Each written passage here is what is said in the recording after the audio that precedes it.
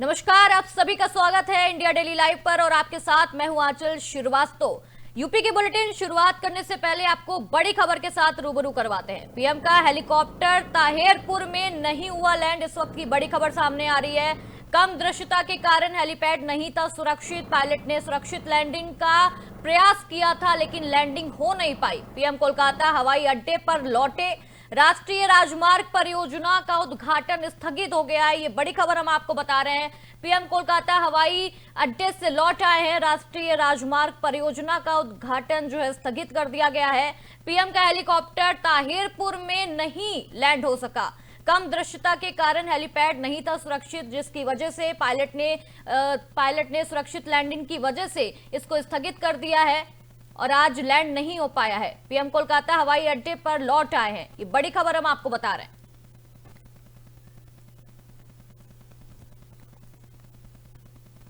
UP की खबरों का आगाज करते हैं बड़ी खबर के साथ। वाराणसी में अमिताभ ठाकुर के मामले की सुनवाई स्पेशल सीजेएम कोर्ट में हुई है। सुनवाई के बाद अधिवक्ता अनुज यादव ने कहा कि जिन धाराओं में एफआईआर दर्ज हुई है उनमें से 2 धाराएं गैर संज्ञेय अपराध की श्रेणी में आती हैं, जिनमें रिमांड का प्रावधान नहीं है। उन्होंने बताया कि बाकी धाराओं में अधिकतम सजा 7 साल से कम की है, जिसमें सुप्रीम कोर्ट की गाइडलाइंस लागू होती हैं। अधिवक्ता ने बताया कि कोर्ट में अमिताभ ठाकुर ने कहा है कि उन्होंने जो पोस्ट एक्स पर किया है उसकी पहले जांच कराई जाए और अगर वो गलत पाए जाते हैं तभी उनके खिलाफ कानूनी कार्रवाई की जाए। सुनवाई के बाद अमिताभ ठाकुर को पुलिस अभिरक्षा में देवरिया ले जाया गया है।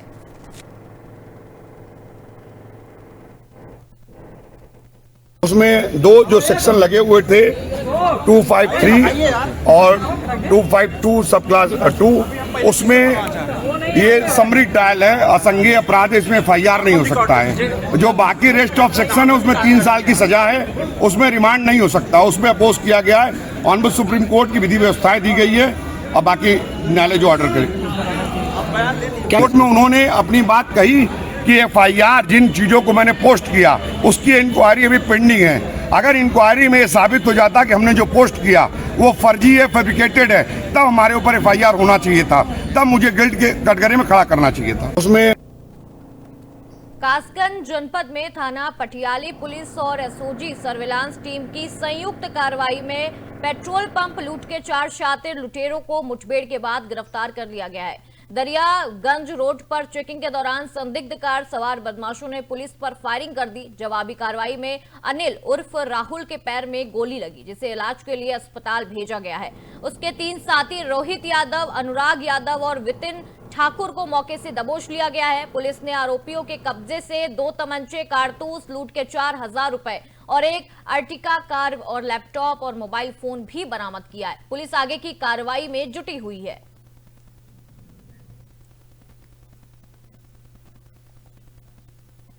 संभल में कड़कती ठंड और लगातार गिरते तापमान को देखते हुए जिलाधिकारी डॉक्टर राजेंद्र पेशिया पूरी तरह गंभीर नजर आ रहे हैं। डीएम लगातार जनपद के शहरों में बने रेन बसेरों और चौराहे पर नगर पालिका द्वारा जलाए जा रहे अलाव का निरीक्षण कर रहे हैं। इसी क्रम में डीएम चंदौसी पहुंचे, जहां उन्होंने रैन बसेरे में राहगीरों को मिलने वाली सुविधाओं की जांच की, जायजा लिया उसका। चंदौसी में 10 रैन बसेरों की व्यवस्था की गई है, साथ ही संकेतक भी लगाए गए हैं ताकि जरूरतमंद लोगों को आसानी से जानकारी मिल सके। स्टेशन रोड स्थित 10 बेड वाले रैन बसेरे में रजाई, गद्दे, अल्पाहार और प्राथमिक उपचार किट की व्यवस्था पाई गई। बढ़ती ठंड को देखते हुए कक्षा नर्सरी से 12 तक के स्कूलों में 19 और 20 दिसंबर का शीत अवकाश घोषित कर दिया गया है।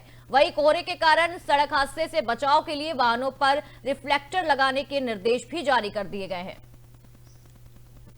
रैन बसेरी की व्यवस्था की है और आज जो स्टेशन के सामने रैन बसेरा है चंदौसी में, उसका निरीक्षण भी किया है। उसमें आज 2 लोग रह भी रहे थे, वहाँ अलाव की भी व्यवस्था है और 10 रैन बसेरे हैं पूरे चंदौसी में चल रहे हैं और पूरे जनपद की हर नगर पंचायत और नगर पालिका में रैन बसेरों की व्यवस्था की गई और साथ ही अलाव जलाने की व्यवस्था की गई और ये निर्देश भी दिए गए हैं कि नियमित रूप से अलाव जलाई जाए और रैन बसेरों में लोग आकर के रुकें। और इसके लिए प्रचार प्रसार भी किया गया है और 3-4 जगह पे संकेतक भी लगाए गए हैं ताकि लोगों को पता चले कि रैन बसेरा पास में है। संभल के बहुचर्चित 2018 गैंगरेप और हत्याकांड में आखिरकार कोर्ट का फैसला आ गया।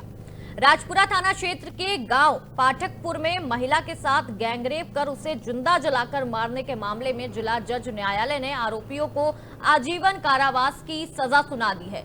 इस मामले ने उस वक्त पूरे प्रदेश को झंझोर के रख दिया था। घटना के बाद तत्कालीन एसपी आरएम भारद्वाज समेत कई पुलिसकर्मियों को सरकार ने निलंबित किया था। पीड़ित ने मरने से पहले 100 डायल किया था, जो 100 नंबर होता है वो डायल किया था। पुलिस को फोन किया था लेकिन मदद समय पर नहीं पहुंच सकी थी।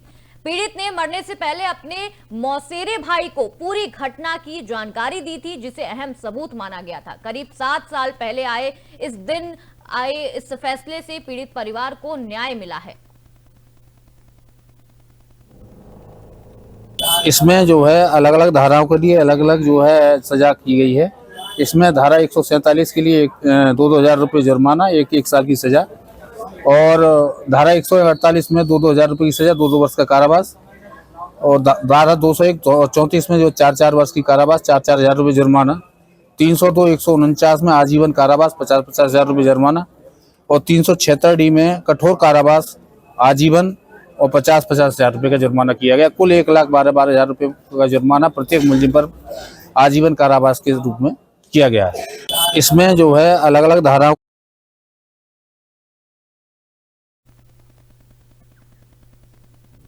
एटा में ऑपरेशन जागृति 5.0 के तहत एसएसएस पब्लिक स्कूल जैथरा में छात्र छात्राओं के लिए भव्य जागरूकता कार्यक्रम आयोजित किया गया है। कार्यक्रम में अपर पुलिस अधीक्षक श्वेताब पांडे ने अलॉटमेंट होता है 3H की समस्या, गुड टच, बैड टच और साइबर अपराध जैसे गंभीर विषयों पर चर्चा की है। बच्चों को, अभिभावकों को जागरूक भी किया है।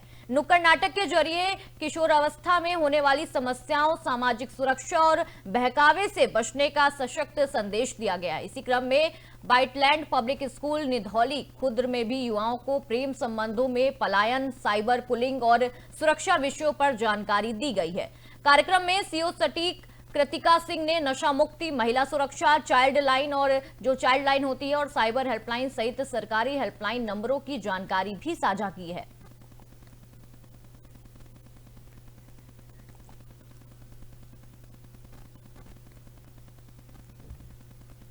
जालौन में लापरवाही बरतने पर पुलिस अधीक्षक डॉक्टर दुर्गेश कुमार ने कड़ी कार्रवाई की है। लंबित विवेचनाओं में गंभीर लापरवाही सामने आने पर रेडर थाने के थानाध्यक्ष विनोद सिंह को निलंबित कर दिया गया है। इसके साथ ही कोच कोतवाली के सागर चौकी प्रभारी दिलीप मिश्रा और उरई कोतवाली के बल्लभ नगर चौकी प्रभारी रणधीर सिंह को भी निलंबित कर दिया गया है। वहीं एसपी कार्यालय में लापरवाही बरतने वाले बड़े बाबू उपनिरीक्षक फूलचंद्र को आईजी ने निलंबित कर दिया है। ये पूरा मामला जालौन के उरई स्थित पुलिस अधीक्षक कार्यालय से जुड़ा हुआ बताया जा रहा है।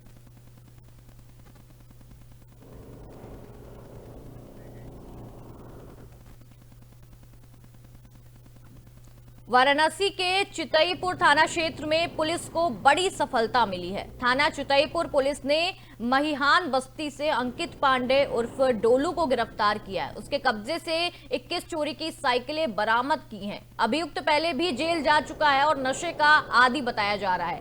पूछताछ में उसने कबूल किया है कि वो चितईपुर, लंका और रोहनिया क्षेत्रों से लगातार साइकिल चोरी करता था और चोरी की साइकिलों को बेचने के लिए छिपाकर रखता था। ये कार्रवाई पुलिस आयुक्त कमिश्नरेट वाराणसी के निर्देश और मुखबिर की सूचना पर हुई है। बरामद साइकिलों में कई ब्रांड शामिल है। पुलिस टीम अब अभियुक्त के विरुद्ध आवश्यक कानूनी कार्रवाई कर रही है और अन्य चोरी की घटनाओं की जांच भी कर रही है। थाना चितईपुर पर लगातार साइकिल चोरी से संबंधित कुछ सूचनाएं प्राप्त हो रही थी। इस संबंध में एक 223/25 अभियोगिक पंजीकृत किया गया था। इस पे थाना प्रभारी चितईपुर के द्वारा एक सराहनीय कार्य किया गया है कि इस मुकदमे में गिरफ्तारी की गई अभियुक्त अंकित पांडे उर्फ डोलू, जो कि काशीपुर का थाना रोहनिया का रहने वाला है। गिरफ्तारी के बाद इससे पूछताछ कड़ाई से की गई तो कुल 21 साइकिलों की बरामदगी इसकी निशानदेही पे हुई है। इसको जेल भेजा जा रहा है, अग्रिम विधिक कार्रवाई सुनिश्चित की जाएगी। और 2022 में भी एक मुकदमा चोरी का इस पर पंजीकृत हुआ था और चूंकि 21 साइकिलें हैं, इसे याद भी नहीं था कि कहाँ से इसने चुराई है, लेकिन बरामदगी एक ही स्थान पे जहाँ पे छिपा के रखा था हुई है। तो अब ये ट्रेस किया जा रहा है, पता किया जा रहा है कि अगर अन्य जगहों से इसका पता चलता है तो नियमानुसार कार्रवाई इस पर की जाएगी। थाना चितई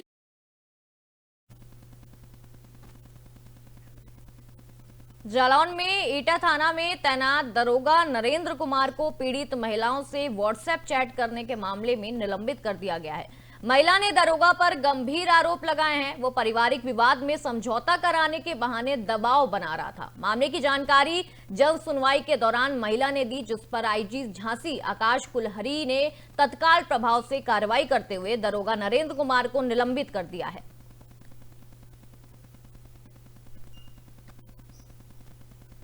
उसी के तहत में एक इन्वेस्टिगेशन के अंदर कोई एक दरोगा जो है जो वादिनी है उसके साथ में व्हाट्सएप के थ्रू बदतमीजी कर रहा था और उसके अलावा उसके इन्वेस्टिगेशन में भी शायद कुछ आरोप लगाया था महिला ने पैसे के लेन देन का। तो नरेंद्र नाम का दरोगा है, उसको तत्काल प्रभाव से निलंबित कर दिया गया है और महिला की जो इन्वेस्टिगेशन है उस पर फर्दर इन्वेस्टिगेशन का ऑर्डर कर दिया गया है। महिला उसमें एक रिकॉर्डिंग बता रही है अपनी और उसकी विवेचना जो है महिला थाना पे ट्रांसफर कर दी गई है। उसी के तहत में एक इन्वेस्टिगेशन के अंदर कोई एक दरोगा जो है जो वादिनी है उसके साथ में व्हाट्सएप के थ्रू बदतमीजी कर रहा था और उसके अलावा उसके इन्वेस्टिगेशन में भी शायद कुछ आरोप लगाया था महिला ने पैसे के लेन देन का। तो नरेंद्र नाम का दरोगा है, उसको तत्काल प्रभाव। जालौन से एक बड़ी खबर सामने आ रही है। कोहरे के चलते तेज रफ्तार मोरम से भरा डंपर जयरामपुर गांव के बंबा में घुस गया। इस टक्कर में सड़क किनारे खड़ा ट्रैक्टर भी डंपर की चपेट में आ गया। टक्कर के कारण डंपर और ट्रैक्टर दोनों वाहन पूरी तरह से क्षतिग्रस्त हो गए हैं। हादसे में डंपर चालक डंपर में फंसने के कारण उसकी मौके पर ही मौत हो गई है। सूचना पाकर पुलिस तुरंत मौके पर पहुंची और घटना की जांच में जुट गई है। यह हादसा जालौन के कालपी कोतवाली क्षेत्र के जयरामपुर गांव का है। सुरक्षा उपायों और गति नियंत्रण के महत्व को इस घटना ने फिर से उजागर कर दिया है।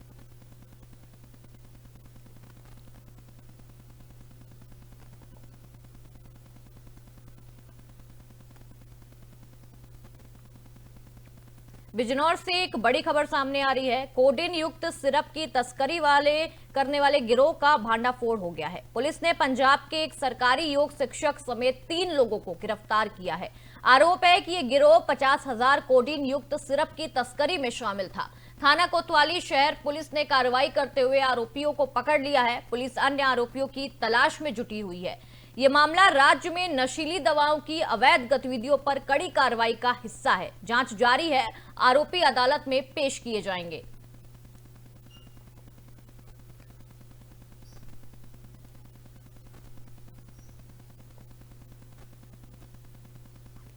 मथुरा से बड़ी खबर सामने आ रही है। 18 दिसंबर को कॉलेज से लौट रही एक छात्रा का अपहरण कर 30 लाख रुपए की फिरौती मांगने वाले बदमाशों से पुलिस की मुठभेड़ हो गई है। मुठभेड़ के दौरान 2 बदमाशों के पैर में गोली लगी है। एक महिला को पुलिस ने गिरफ्तार किया है। घायल बदमाश सौरभ ने मंजीत को उपचार के लिए अस्पताल में भर्ती कराया गया है। पुलिस ने आरोपियों के कब्जे से 2,50,000 रुपए, 2 तमंचा, कारतूस, अपहरण में इस्तेमाल किया गया टेम्पो भी बरामद कर लिया है। जांच में पता चला है कि बदमाशों ने आर्थिक लाभ के लिए वेब सीरीज देखकर स्कूल और कॉलेज में पढ़ने वाली छात्राओं का अपहरण करने की योजना बनाई थी। मुठभेड़ थाना जैत के गांव धोरेरा के जंगल में हुई है ये पूरी घटना। पुलिस ने घटना के सभी पहलुओं की जांच शुरू कर दी है। थाना जैत में एक व्यक्ति द्वारा यह सूचना दी गई थी कि उनकी बेटी जो कि कोतवाली क्षेत्र में एक कॉलेज में पढ़ाई करती है, वो घर नहीं आई और कुछ देर उपरांत एक फ़ोन कॉल आया जिसके द्वारा ये बताया गया कि उनकी बेटी उन लोगों के कब्जे में है और फिर फिरौती के लिए कुछ रकम मांगी गई। इस सूचना पर तत्काल थाना जैत पर मुकदमा पंजीकृत करते हुए इस घटना के अनावरण के लिए एसओजी और थाना जैत की टीम को लगाया गया था। फ़ोन कॉल जो आया था उसमें वादी को डरा धमकाकर 30 लाख रुपए की फिरौती मांगी गई थी। इस पूरे घटना क्रम के अनावरण के लिए लगी हुई टीम द्वारा सक्सेसफुल ऑपरेशन करते हुए उस लड़की को जिसको कि किडनैप किया गया था सकुशल बरामद किया गया। साथ ही दौरान मुठभेड़ 2 बदमाशों को गिरफ्तार किया गया है। पूछताछ में यह बात प्रकाश में आई कि ये 2 लड़कों और एक लड़की का गैंग था। ये तीनों बाहर के हैं। इनमें से एक लड़का आगरा का और एक लड़का बिहार का है और जो लड़की है वह अलीगढ़ की है। इन तीनों ने मिलकर वेब सीरीज देख करके ये प्लानिंग करी।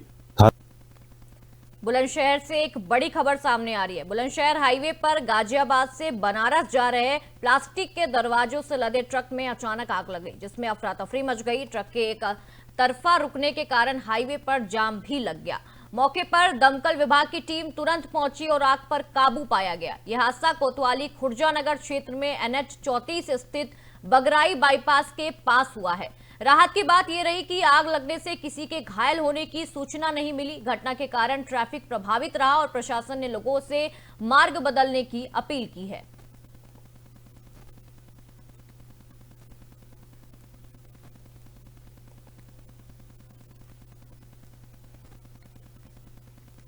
संभल से बड़ी और दर्दनाक खबर एक सामने आ रही है। जनपद के बहजोई कोतवाली इलाके में घने कोहरे के चलते एक भीषण सड़क हादसा हुआ है, जिसमें महिला समेत 4 लोगों की मौके पर ही मौत हो गई है। हादसे में एक ही परिवार के पति पत्नी, उनका बेटा और एक अन्य व्यक्ति शामिल थे। बताया गया है कि कैंटर ट्रक चालक बाइक सवारों को बचाने के प्रयास में अनियंत्रित होकर ट्रक केबिन सहित पेड़ में जा घुसा और ट्रक चालक उसमें फंस गया।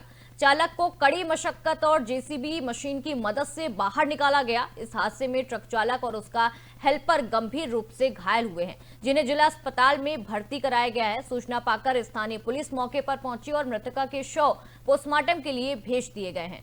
सड़क हादसे के कारण संभल जिलाधिकारी डॉक्टर राजेंद्र पेशिया ने घटनास्थल का निरीक्षण किया और मामले की पूरी जानकारी दी है। आज जनपद संभल के हेडक्वार्टर के पास खजरा खाकम स्थान पे रोड पर एक स्प्लेंडर बाइक और एक चीकू से भरे हुए कैंटर में भिड़ंत हो गई, जिसमें जो बाइक पर सवार 3 लगभग 30 से 35 वर्ष के 2 पुरुष और एक महिला और एक 12 वर्ष का बच्चा, चारों में से 3 मौके पर एक्सपायर हो गए और महिला की चिकित्सालय ले जाते समय उनकी मृत्यु हो गई। और जो कैंटर था वो भी उनको बचाने के प्रयास में एक पेड़